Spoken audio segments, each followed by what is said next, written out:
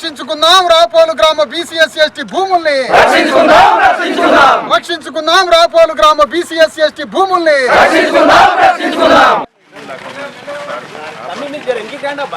ఆ నోటిఫికేషన్ ను వెంటనే రద్దు చేయాలని మేము దాదాపు 4 సార్లు కలెక్టర్ గారిని కలిసాము, ఆర్డీఓ గారిని కలిసాము, ఎంఆర్ఓ గారిని కలిసాము, కలెక్టరేట్ ముట్టడి కూడా చేశాము.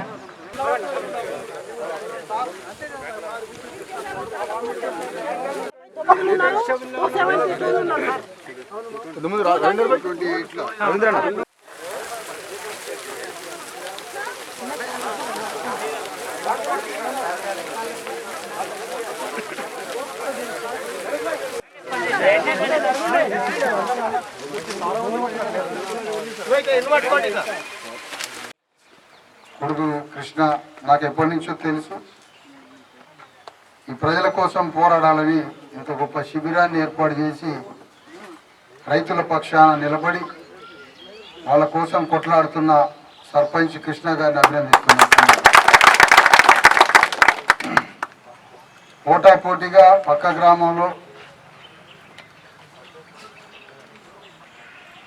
అదే భూబాధితుల విషయంలో కాళ్ళాపూర్ గ్రామంలో కూడా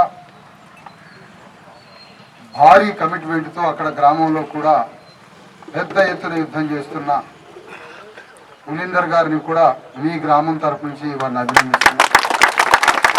ఎందుకు ఈ ప్రత్యేక అభినందనలు అంటే ఇవాళ రేపు నాయకులు ఎట్లున్నారో తెలుసమ్మా. ఎవరు ఎటుపోతున్నారో ఎక్కడ మాయమవుతున్నారో అర్థం కాని ఈ రోజుల్లో గ్రామ సర్పంచులు గ్రామంలో ఉన్న రైతుల తరపున ఉన్నారు తప్ప ఈ రాజ్యాన్ని పాలించే పాలకుల పక్షాన లేరమ్మా. పక్క గ్రామంలో పులిందర్ రెండోసారి సర్పంచ్, చిన్న వయసులో అంత చిన్న పిల్లగాడు రెండోసారి సర్పంచ్ అయింది.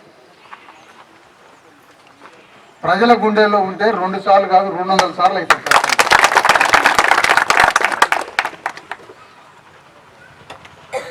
మా సర్పంచ్ కృష్ణ మాట్లాడుతూ విశారదన్ సారు మద్దతు చేయడానికి వచ్చారన్నాడమ్మా. నేను మద్దతు కోసం రాలేదమ్మా, నేను మద్దతు ఇచ్చాను, నన్ను మద్దతు ఇవ్వడానికి వచ్చిండని నన్ను అంటే నాకు అది అవమానం అన్న. నేను మద్దతు అంటే పరాయి వాడిని అని అర్థం. నేను మీ కుటుంబాల్లో కలిసి మీతో కలిసి యుద్ధం చేయడానికి వచ్చాను. నేను కలిసి పోరాడి కలిసి యుద్ధం చేసి మీ గ్రామాల్లోనే ఇక్కడే మీతో వీలున్నంత సమయం గడుపుతూ కోల్పోయిన భూములన్నీ మీ చేతికి వచ్చేంత వరకు ప్రాణాలు పోయినా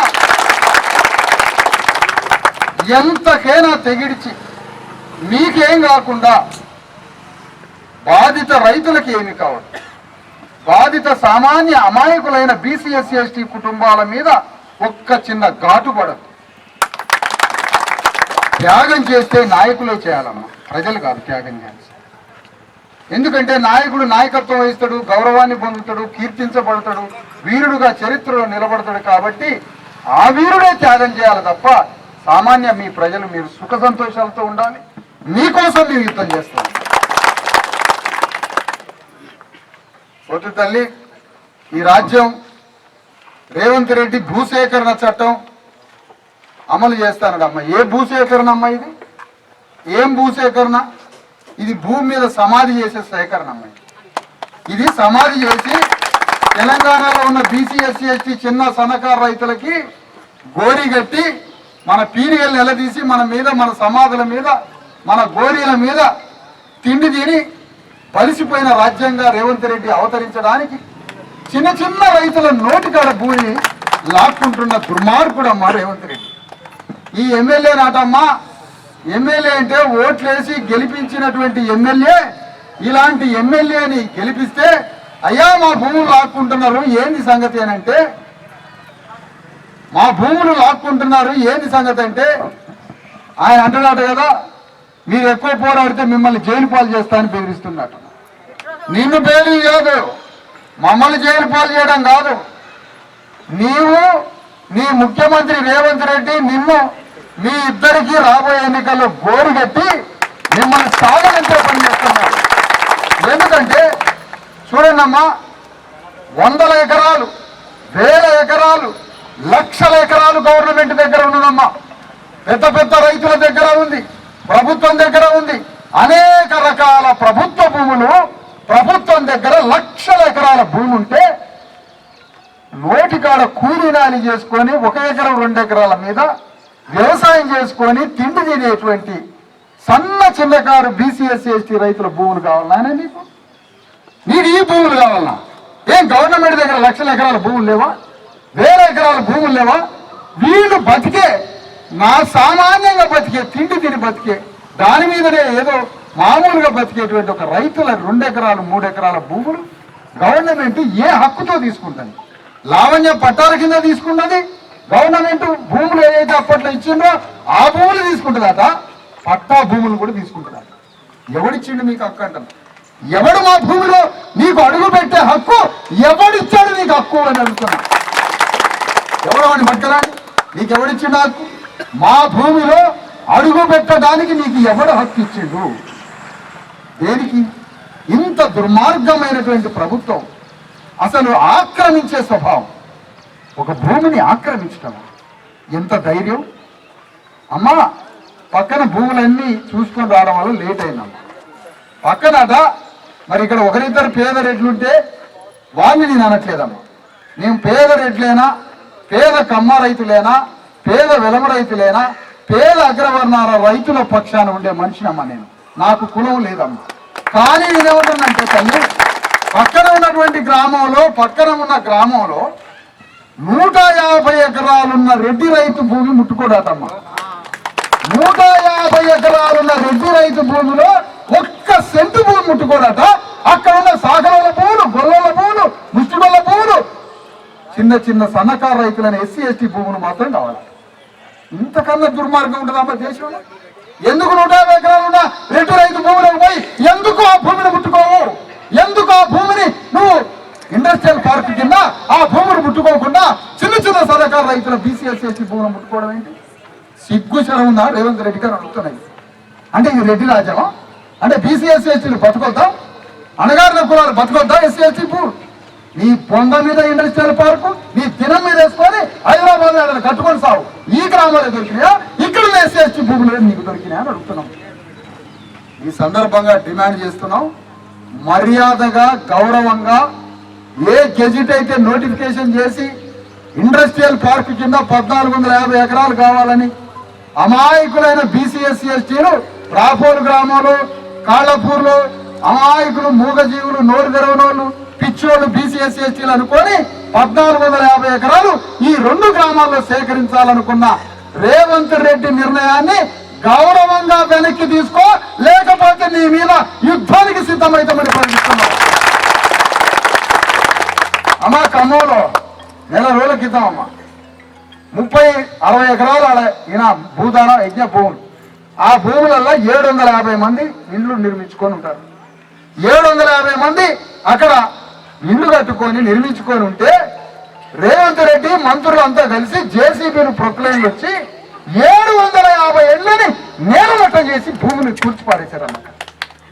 ఆ ఇళ్లను కూల్చేస్తే అక్కడ పోయి 750 కుటుంబాలని, నా కార్యకర్తల్ని 1000 మందిని తీసుకొని నడి రోడ్డు మీద కూర్చొని 2 రోజులు 3 రోజులు నిరాహార దీక్ష చేస్తే గవర్నమెంట్ దిగొచ్చి ఆ భూమిలో పట్టాలు ఇల్లు కట్టిస్తానమ్మా. నేను ఎవరి గొప్పతనం గురించో మాట్లాడలేదమ్మా. కానీ నేను చెప్పేది ఏంటంటే మనం పోరాడాలి. జీవితం అంటే పోరాటం, జీవితం అంటే పోరాటం, యుద్ధం. అదే మన ఆత్మగౌరవం. జీవితం అంటే రాజీ పడడం కాదు. రాజీ పడ్డవాడైనా వాడు మరణించడమేనా 2 సమానమే. యుద్ధం చేసిన వాడే చరిత్రలో నిలబడతాడు, యుద్ధం చేసిన వాడే వీరుడైతాడు, యుద్ధం చేసిన వాడి పేరే భూమి మీద ఎల్ల కాలం ఉంటుంది. ఒక సమ్మక సారలెక్కలు చదువు లేని వాళ్ళు 700 సంవత్సరాల క్రితం బొడ్ల కత్తులు పెట్టుకొని భూస్వామ్య రాజ్యాల మీద యుద్ధం చేసి తమ భూములను కాపాడుకున్నారమ్మా సమ్మక సారలు. ఒక సాగరి అయినమ్మా బండ గొడ్డలు తీసుకొని, రోకల బండ తీసుకొని విష్ణుడు రామచంద్రారెడ్డి అనే 1,00,000 ఎకరాలున్న రెడ్డి మీద యుద్ధం చేసి భూములు ఇప్పించిందమ్మా. ఆనాడు చదువు లేని సాగరి అయినా. మనం ఎందుకు రాజీ పడాలమ్మా?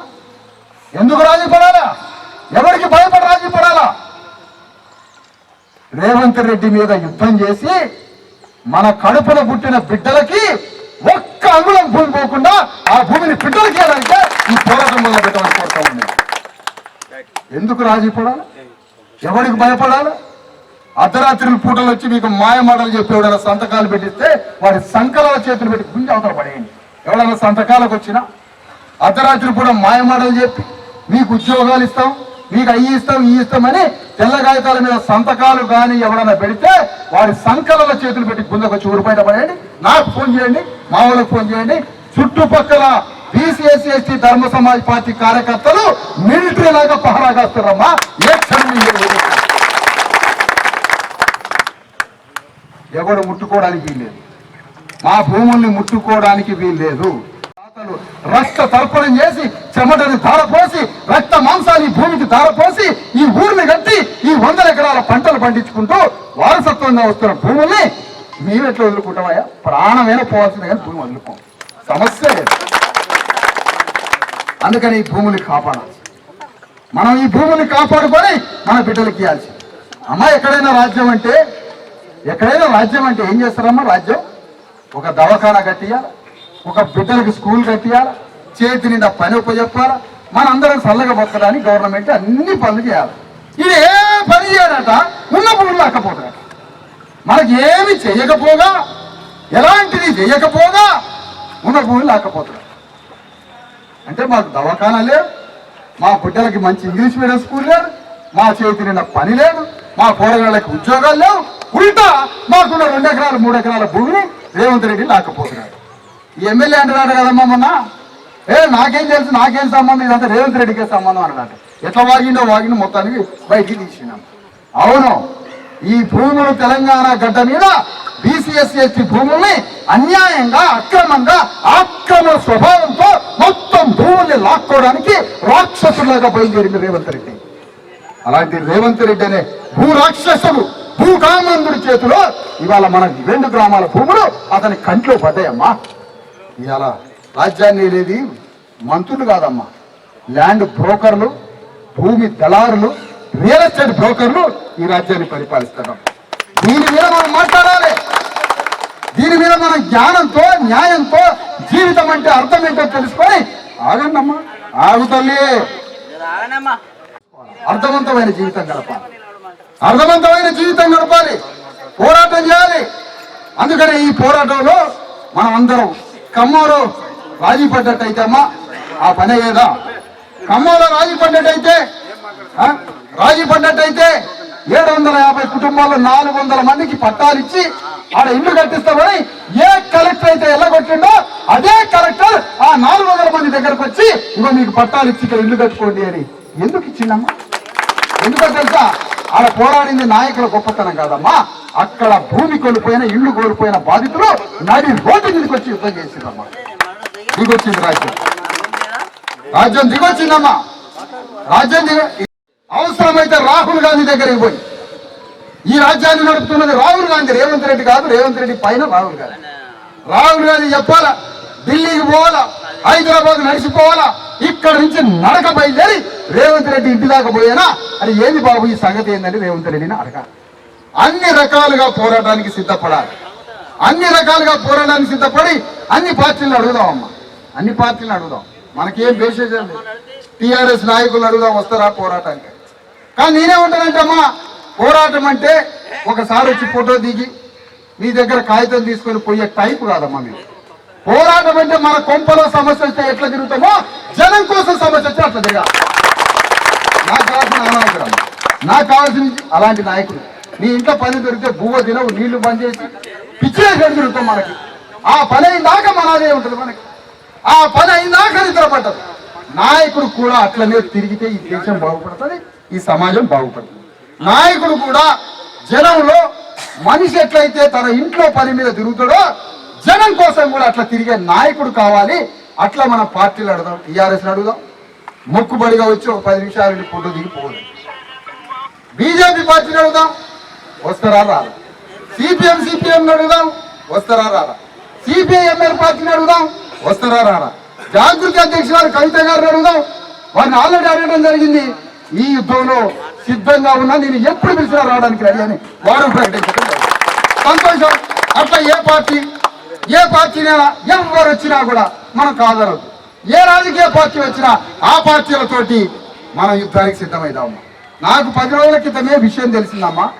ఈ గ్రామంలో నేను పాదయాత్ర చేసుకుంటూ ఇక్కడ దాకా వచ్చిన, ఈ గ్రామంలో మహారాజుల కాలనీ బోర్డు ప్రారంభానికి వచ్చిన, ఈ గ్రామంలో నాకు కార్యకర్తలు ఉన్నారు, బీసీ ఎస్సీ ఎస్టీ జేఏసీ ఉంది, ధర్మ సమాజ్ పార్టీ కార్యకర్తలు ఉన్నారు, ఈ గ్రామంలో అభిమానులు ఉన్నారు, సర్పంచ్ నాకు 20 ఏళ్ళ నుంచి తెలిసిన తమ్ముడు. ఇంతమంది ఉండగా నేను బయట ఉన్నట్లయితమ్మా, నేను పరాయినట్లయితమ్మా. నేను మీలో కలిసిపోయి మీతో పోరాడే వ్యక్తిని. చుట్టుపక్కల ప్రతి గ్రామంలో మన కార్యకర్తలు ఉన్నారమ్మా. ఇక్కడ పోతే మహబూబ్ నగర్ నుంచి 100 మంది వస్తారు, రేపు షాద్ నగర్ నుంచి వస్తారు, రంగారెడ్డి నుంచి వస్తారు, వికారాబాద్ నుంచి వస్తారు.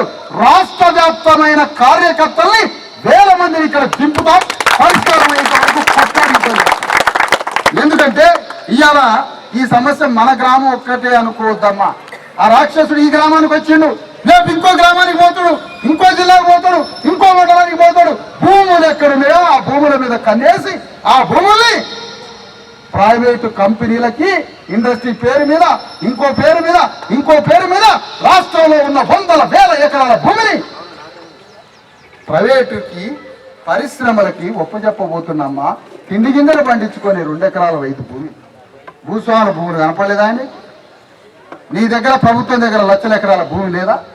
అనేక రూపాయల భూములు లేదా? అది ఏ ఊరు పోయినా ఎస్సీ ఎస్టీ బీసీలకు ఇచ్చిన ఆనాడు ఇందిరమ్మ రాజ్యం అన్నావు, ఇందిరమ్మ రాజ్యం అన్నావు. ఎట్లా మాతో అమ్మ అని ఇప్పటిదాకా ఇంట్లో కొంపలు అమ్మ పిలిచినమో లేదో కానీ ఇందిరమ్మను మాత్రం చచ్చినట్టు అమ్మ అని పిలుస్తున్నాం. అదేందో ఆ మాయ తెలవచ్చు. ఇందిరమ్మ అని మాకేదో భూములు ఇచ్చారు అన్న. ఏ గ్రామంలో గవర్నమెంట్ కార్యక్రమాలకు భూమి కావాలన్నా, అది రైతు సంఘం కట్టాలన్నా, శ్మశానం కట్టాలన్నా, పార్క్ వేయాలన్నా, ఇంకేదైనా గ్రామ పంచాయతీ కట్టాలన్నా బీసీ ఎస్సీ ఎస్టీ భూములు కనపడతాయి. కానీ అక్కడ దొరల భూములు వీళ్ళకి కనపడవు, భూస్వాముల భూములు కనపడవు. మన పేదోడు, భూమి లేనోడు, తిండి లేనోడు 1 ఎకరమో 1/2 ఎకరమో ఉండి ఏదో గుట్టలో వాళ్ళ సాగు చేసుకునేటువంటి భూమిని కొట్టుకొని పోతారు. ఎందుకు ఈ పద్ధతి జరుగుతుంది? మానవత్వం ఉన్నోడు కాదా?